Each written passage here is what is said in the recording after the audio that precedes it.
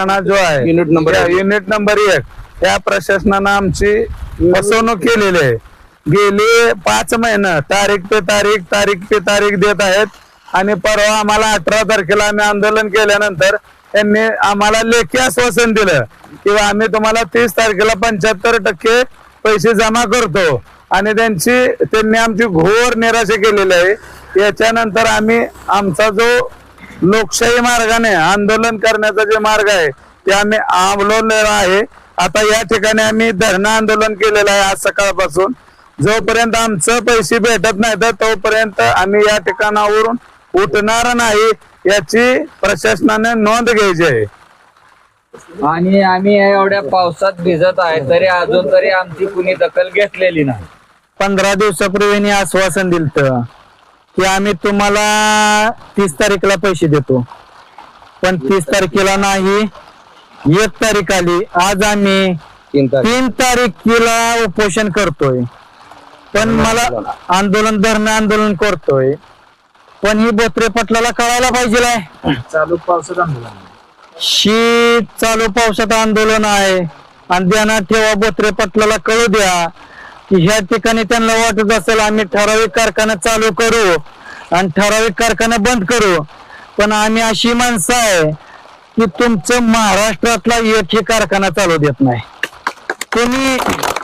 तुम्ही ऐका, तुम्हाला वाटत असेल आम्ही 4 कारखान्याचे पैसे देऊ, 4 कारखाना बंद ठेवू, पण आम्ही एकाही कारखाना चालू देत नाही महाराष्ट्रातला. वाटलंच तर आम्ही कर्नाटकातला सुद्धा कारखाना बंद करू शकतो. मग बोत्रे पाटलाने आज रोज ऐका, इथेनॉलचा 40,000 लिटरचा टँकर आहे आणि ह्या एक टँकर 25 लाख आहे का? ह्या एक टँकरची किंमत 25 लाख होती आहे का? ही इथेनॉल गेल्यावर हे असं जवळजवळ 10 टँकर भरून येतं इथनं.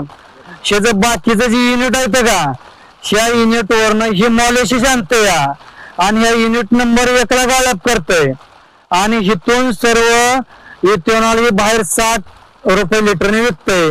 तर एका टँकर 25 लाखाला जाते. रोज जर 10 गेलं तर हे जर 2.5 कोटीचं इथेनॉल विकतोय.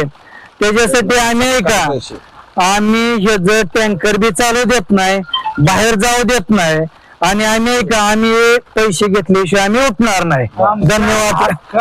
पैसे घेतल्याशिवाय आम्ही जाणार नाही आणि आमचा व्यवसाय ज्यांनी मोडीत काढायचा प्रयत्न करायचा चालू आहे त्यांचा व्यवसाय आम्ही चालू देणार नाही. महाराष्ट्रात टँकर त्यांचं बंद आहे तर पूर्ण कारखान्याचं काम त्यांचं आम्ही बंद पाडलेलं आहे आणि इथून पुढे आमचं पैसे मिळेपर्यंत आम्ही अजिबात चालू देणार नाही.